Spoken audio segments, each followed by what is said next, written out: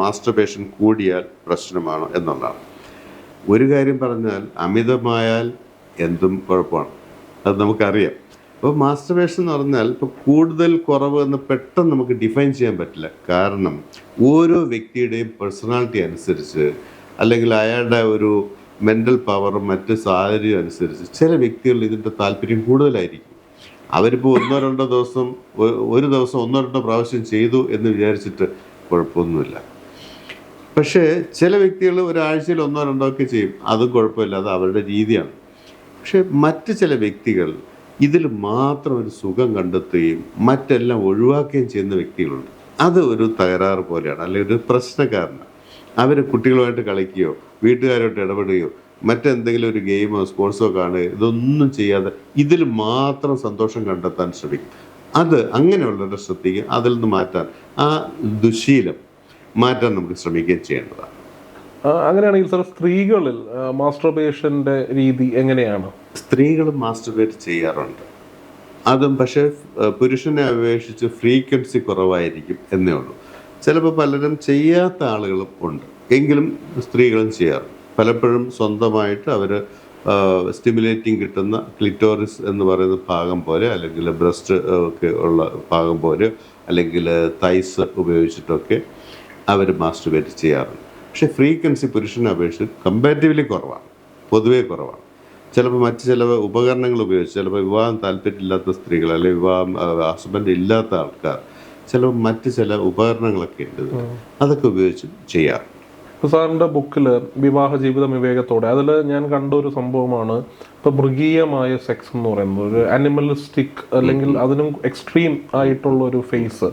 അപ്പം അങ്ങനെ ഉണ്ടെങ്കിൽ ഉറപ്പായിട്ടും ഒരു ഹെൽത്തി സെക്സ് എന്നൊരു ആശയമുണ്ട്.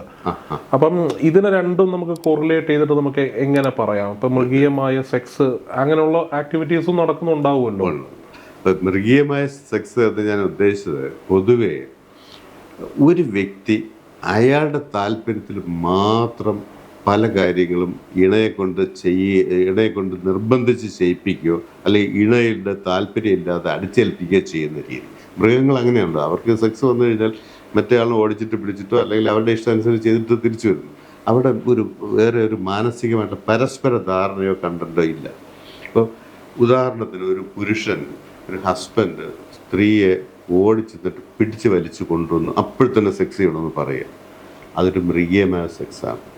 അല്ലെങ്കിൽ അവർക്ക് താല്പര്യമില്ലാത്ത സമയത്ത് പിടിച്ച് വലിച്ച് ചെയ്യിക്കുക, അല്ലെങ്കിൽ അതുപോലെ തന്നെ സെക്സിൻ്റെ പേരും പറഞ്ഞിട്ട് മറ്റ് പല കാര്യങ്ങളും അവർക്ക് പരിചയമില്ലാത്ത കാര്യം, ഇപ്പോൾ ഓറൽ സെക്സ്, ഏനൽ സെക്സ്, ഇങ്ങനെയുള്ള കാര്യങ്ങൾക്ക് നിർബന്ധിച്ച് അവരെക്കുറിച്ച് ഒന്നും ചെയ്യാതെ, അവരെ വേറെ ഒരു രീതിയിലും ഇതിന് പ്രിപ്പയർ ചെയ്യാതെ മാനസികമായിട്ടൊരു അടുപ്പമില്ലാതെ ചെയ്യുന്ന സെക്സ് എനിക്ക് തോന്നുന്നു ഏറ്റവും ക്രൂവലാണല്ലേ ഇതൊക്കെ. വളരെ ക്രൂവലായിട്ട് സ്ത്രീകളായിരിക്കും ഇതിന്റെ ഇരകളാവുന്ന കൂടുതലും സ്ത്രീകളാണ്.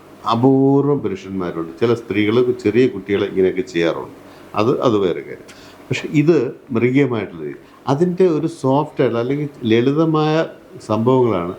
ഇപ്പോൾ ബസ്സിലും ട്രെയിനിലോ വാഹനങ്ങളിലൊക്കെ യാത്ര ചെയ്യുന്ന ആൺകുട്ടികൾ പെൺകുട്ടികളെ അവരുടെ സമ്മതമില്ലാതെ അവരറിയാതെ എന്തെങ്കിലുമൊക്കെ ചെയ്ത് പ്ലഷർ എടുക്കുന്നവർ, അത് ഈ മൃഗീയമായ സെക്സിൻ്റെ ഒരു ലളിതമായ രൂപമാണ്. അപ്പോൾ അങ്ങനെ മറ്റേ ആളിന് താല്പര്യമില്ലാതെ അവരുടെ ബുദ്ധിമുട്ട് കൊടുത്തുകൊണ്ട് ഒരാൾ ആസ്വദിക്കുന്നതിനാണ് നമുക്ക് മൃഗീയമായ സെക്സ് എന്ന് പറയും. എനിക്ക് തോന്നുന്നു അതിലൊക്കെ നല്ലൊരു ട്രെയിനിങ്, ഒരു അവയർനെസ് ഉണ്ടാക്കിയാൽ ഇങ്ങനെയുള്ള ആക്ടിവിറ്റീസ് ഒരുപാട് മാറ്റം വരുത്താൻ പറ്റും. ഇതിപ്പോ പുരുഷന്മാരിൽ ഇത് കൂടുതലായി കണ്ടുവരുള്ളൂ ഇങ്ങനെ ഒരു ടെൻഡൻസി. പുരുഷന്മാരെ മാത്രം ഞാൻ അടച്ചാക്ഷേപിക്കുന്നില്ല, എന്നാൽ പോലും ഇത് എനിക്കൊന്നും ഒരു ടീനേജിലൊക്കെ ഇവർക്ക് ഒരു അവയർനെസ് പ്രോപ്പറായി കൊടുത്തു കഴിഞ്ഞാൽ ഇങ്ങനെയുള്ള ടെൻഡൻസി മാറ്റാൻ പറ്റും. ചിലപ്പോൾ ഇത് ടെൻഡൻസി എന്ന് പറഞ്ഞാൽ മറ്റ് ചില മാനസിക രോഗത്തിന്റെ ലക്ഷണങ്ങളായിട്ടും ഇതുപോലുള്ള പ്രവർത്തനങ്ങൾ ഉണ്ടാവാറുണ്ട്. അപ്പോൾ അതും ഒഴിവാക്കേണ്ടതാണ്. അത് അങ്ങനെയുള്ള കണ്ടു കഴിഞ്ഞാൽ ആ മാനസിക രോഗം ചികിത്സിക്കുമ്പോൾ ഇത് മാറും. അതിൻ്റെ ഒരു സിംറ്റമായിട്ട് വരുന്ന കണ്ടീഷൻസാണ്. ഞാൻ എവിടെയോ വായിച്ചതൊന്ന് ഓർക്കുകയാണ് സാർ. അതായത് ഈ പല കല്യാണം കഴിഞ്ഞ പല സ്ത്രീകളും അവരുടെ ഒരു മൈൻഡ് സെറ്റിനെ റെസ്പെക്ട് ചെയ്യാതെ പല ഭർത്താക്കന്മാരും നിർബന്ധിതമായി രാത്രി അവർ വന്നിട്ട് അവരെ റേപ്പ് ചെയ്യുന്ന തരത്തിൽ നടക്കുകയും, അപ്പൊ അതിൽ ഞാൻ വായിച്ചത് ഇങ്ങനെയാണ്, ഈ ചെയ്ത വ്യക്തിക്ക് രാവിലെ ദോശ ഉണ്ടാക്കി കൊടുക്കുകയും വേണം. തീർച്ചയായിട്ടും അത് ഭയങ്കര ഒരു വൈരുദ്ധ്യമായിട്ട് എനിക്ക് കേട്ടത്. അത് ഇത് ഒരു പുരുഷന്റെ അവകാശമായിട്ടോ അധികാരമായിട്ടോ ആവശ്യമായിട്ടോ മാത്രം പരിഗണിക്കുക. എന്നാൽ ഈ പറഞ്ഞതുപോലെ ബാക്കി ജോലികളൊക്കെ സ്ത്രീ ചെയ്തു കൊടുക്കുകയും വേണം. പക്ഷെ അവരുടെ താല്പര്യങ്ങൾ പരിഗണിക്കാതിരിക്കും.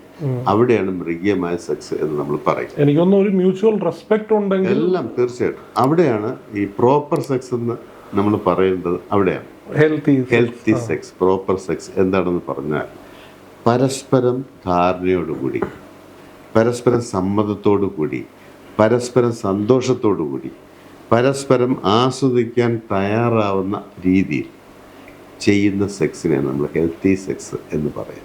അപ്പം അവിടെ പരസ്പരം അറിയണം മറ്റേ ആളിന് താല്പര്യമുണ്ടോ, ബുദ്ധിമുട്ടുണ്ടോ. ചിലപ്പോൾ താല്പര്യമുണ്ടാവും, ചില ബുദ്ധിമുട്ട്, ശാരീരികമായിട്ടുള്ള ബുദ്ധിമുട്ടുണ്ടാവും. ഈ ബുദ്ധിമുട്ട് കണക്കിലെടുത്തത് മാറ്റി വെച്ചാൽ അതൊരു പ്രോപ്പർ സെക്സിൻ്റെ തുടക്കമാണ്. നല്ല സെക്സ് നാളെ കിട്ടും എന്നുള്ളതിൻ്റെ ഒരു സൂചനയാണ് മാറ്റി വയ്ക്കാൻ തയ്യാറാണ്. ചിലപ്പോൾ എന്തെങ്കിലും പേടിയുള്ള ആൾക്കാരുണ്ട്. ഇപ്പം വിവാഹം കഴിഞ്ഞ് വരുന്ന പെൺകുട്ടികൾക്ക് പലർക്കും സെക്സ് ഭയങ്കര പേടിയായിരിക്കും. എന്താണെന്നറിയില്ല. പെട്ടെന്നൊന്നും ചെയ്യാൻ പാടില്ല, മെല്ലെ. ഇപ്പം ചില സ്ത്രീകൾ എൻ്റെ അടുത്ത് വന്ന് പറഞ്ഞിട്ട്, വിവാഹത്തിൻ്റെ അന്ന് രാത്രി ഇദ്ദേഹത്തിൻ്റെ പെരുമാറ്റം കണ്ടപ്പോൾ ഞാനൊരു മുയലും അദ്ദേഹം ഒരു പുലിയും അല്ലെങ്കിൽ സിംഹമാണെന്ന് തോന്നിപ്പോയി, എൻ്റെ ദേഹത്ത് ചാടി വീഴുന്നത് പോലെ വന്നിട്ടുണ്ട് എന്ന് ഞാൻ കേട്ടിട്ടുണ്ട്. അപ്പോൾ അത് ഇവിടെ ഈ മൃഗീയമായ സെക്സാണ്, പ്രോപ്പർ സെക്സ് അല്ല. അപ്പോൾ പ്രോപ്പർ സെക്സ് എന്ന് പറഞ്ഞാൽ രണ്ടുപേരുടെയും മനസ്സുകൊണ്ട് അടുപ്പം ഉണ്ടാക്കിയിട്ട് താല്പര്യത്തോട് ചെയ്യുമ്പോഴാണ് അത് പ്രോപ്പർ സെക്സ്. അങ്ങനെ ചെയ്യുമ്പോൾ കൂടുതൽ ആസ്വാദനം ഉണ്ടാവും എന്ന് മനസ്സിലാക്കുക. അത് ആരോഗ്യമുള്ള മനുഷ്യനാണെങ്കിലേ അത് കൂടുതൽ ഇത് മനസ്സിലാക്കി ആസ്വദിക്കാൻ പറ്റും. എനിക്കൊന്നും സാറിൻ്റെ ഈ വാക്കുകൾ കുറച്ച് ആളുകൾക്കെങ്കിലും ഒരു പ്രോപ്പറായിട്ടൊരു അവയർനെസ് ആവട്ടെ എന്ന് നമ്മൾ ആഗ്രഹിക്കുകയാണ്. കാരണം അതൊരു ക്ലാരിറ്റി ഉണ്ടാക്കിയാൽ അത്രയും നല്ലതാണ്. ഡോക്ടർ, എനിക്ക് അറിയേണ്ടത്, ഇപ്പം നമുക്ക് അറിയാം, നമുക്ക് സെക്സ് സ്റ്റാർട്ട് ചെയ്യുന്നതിന് മുന്നേ ഫോർപ്ലേയുടെ ഒരു ഇമ്പോർട്ടൻസിനെ കുറിച്ച് പലരും പറയാറുണ്ട്. അതിലെന്താണ് നമ്മൾ അറിഞ്ഞിരിക്കേണ്ട കാര്യങ്ങൾ എന്തൊക്കെയാണ്? ഈ ഫോർപ്ലേ എന്ന് പറയുമ്പോൾ അതൊരു ചെറിയ കാര്യമാണ്. അതിൻ്റെ വലിയ കാര്യം എന്ന് പറഞ്ഞാൽ, ഇപ്പോൾ ഫോർപ്ലേ എന്ന് സാധാരണ ഉദ്ദേശിക്കുന്നത് ഒരു പരസ്പരം ശാരീരികമായിട്ടുള്ള ഒരു സ്റ്റിമുലേഷൻസ് കൊടുക്കുക, ഒരു ഉത്തേജനം ഉണ്ടാക്കിയിട്ട് ഉണ്ടാവേണ്ട ഒരു ഇൻ്റർകോഴ്സ്, അതിനെയാണ് നമ്മൾ ഫോർപ്ലേ എന്ന് പറയുക. പക്ഷേ ഈ ഫോർപ്ലേ ചെയ്യുന്നെങ്കിൽ തന്നെ അതിന് പിന്നിൽ വേറൊരു കാര്യമാണ്, മാനസികമായിട്ട് നല്ല അടുപ്പം വേണം. അല്ലാതെ ഇപ്പോൾ ഒരാൾ ഇങ്ങോട്ട് വന്നിട്ട് ഫോർപ്ലേ എന്ന് പറഞ്ഞ് പിടിക്കാനോ തൊടാനോ പോകുന്നത് അതും ശരിയല്ല. അത് അല്പജ്ഞാനം കൊണ്ട് പറയുന്നൊരു കാര്യമാണ്. ഈ ഫോർപ്ലേ എന്ന് പറയുമ്പോൾ അത് സെക്സ് ചെയ്യാൻ നേരത്ത് മാത്രം ഉണ്ടാവേണ്ട ഒരു കാര്യമല്ല. ഇപ്പോൾ അല്ലാത്ത സമയത്ത് ഭാര്യയും ഭർത്താവും അല്ലെങ്കിൽ കാമുകനോ ആരോ ആട്ടെ, രണ്ട് പാർട്ട്നേഴ്സ് ഒരുമിച്ചിരിക്കുമ്പോഴോ മറ്റു രീതിയിൽ സംസാരിക്കുമ്പോഴോ ഒക്കെ ഇതിൻ്റെ ഒരു തുടക്കം അവിടെ തുടങ്ങുകയാണ്, അത് ഉണ്ടായി വരികയാണ്, ഒരു ബിഗിനിങ് ആണ് അവിടെ. അതിൻ്റെ ഒരു പരിസമാപ്തി എന്നുള്ള നിലയിൽ സാഹചര്യം നന്നായി വരുമ്പോൾ പിന്നെ ബാക്കിയുള്ള ശാരീരികമായിട്ടുള്ള പ്രവർത്തനങ്ങൾ ചെയ്തിട്ട് പിന്നെ ഒരു ഇന്റർകോഴ്സിലേക്ക് പോകുന്നതിനാണ് നമ്മൾ ഫോർപ്ലേ എന്ന് പറയുന്നത്. അങ്ങനെയെങ്കിൽ നമ്മൾ ഇപ്പൊ ഈ സെക്സ് ചെയ്യുന്ന സാഹചര്യത്തിൽ ഇപ്പൊ ചിലർ അവർക്കൊരു ഇന്ററാക്ഷൻ ആഗ്രഹിക്കുന്നുണ്ടാവും. ഇപ്പം ഡോക്ടറിന്റെ തന്നെ ചിലപ്പോൾ കേസുകൾ പരിശോധിക്കുമ്പം മിണ്ടാതിരിക്കുന്നവരും കാണാം. അങ്ങനെ ഉണ്ടായിരിക്കുന്ന ഞാൻ പ്രതീക്ഷിക്കുന്നു. അപ്പം അത് എങ്ങനെയാണ് നമ്മൾ ഈ സെക്സ് ടൈമിൽ, ഇത് ഓരോ ആളുകൾക്കും അവരുടേതായ ഇത് കാണും, എന്നിരുന്നാലും നമുക്ക് പ്രോപ്പർലി അതിനെ കുറിച്ചൊന്ന് എങ്ങനെ ഡോക്ടറിനെ ഡിഫൈൻ ചെയ്യാം? നല്ല രീതി എന്ന് പറഞ്ഞാൽ, നല്ല സെക്സ് എന്ന് പറയുമ്പോൾ ഒരു പ്രോപ്പർ ഹെൽത്തി സെക്സിനിടയ്ക്ക് ഒരു ഫോർപ്ലേ തുടങ്ങുമ്പോൾ തന്നെ എന്തെങ്കിലുമൊക്കെ സംസാരിക്കുക എന്ന് പറഞ്ഞാൽ പിന്നെ പാർലമെന്റ് ഇലക്ഷനെ കുറിച്ചോ അല്ലെങ്കിൽ പിന്നെ ഭൂട്ടാനിൽ ഇതൊന്നും അല്ല. അതിന് പകരം ഒരു സെക്സുമായിട്ട് ബന്ധപ്പെട്ട പാർട്ട്ണറുടെ ശരീരത്തെക്കുറിച്ചോ അല്ലെങ്കിൽ ശാരീരികമായിട്ടുള്ള മറ്റ് പ്രത്യേകതകളെക്കുറിച്ചോ സെക്സിനെ കുറിച്ചോ ഒക്കെ സംസാരിക്കാം. ആ സംസാരം രണ്ടു പേർക്കും നല്ല ഉത്തേജനം ഉണ്ടാവാൻ വളരെ ഹെൽപ്ഫുള്ളാണ്. അത് ആൺകുട്ടി തന്നെ തുടങ്ങി വയ്ക്കാം, പെൺകുട്ടിക്കും അതിൻ്റെ കൂടെ പങ്കാളിയാവും. തീർച്ചയായിട്ടും ആൺകുട്ടി പറയുന്നത് കേൾക്കാൻ പെൺകുട്ടികൾക്കാണ് കൂടുതൽ താല്പര്യം ഉണ്ടാവും. അത് സെക്ഷലായിട്ട് അവരെ കൂടുതൽ ഉണർത്താൻ സഹായകരമാണ്. അപ്പോൾ തീർച്ചയായിട്ടും ഈ ഫോർപ്ലേയുടെ ഭാഗമായിട്ട് സംസാരിക്കേണ്ട അത്യാവശ്യം. ഓക്കെ.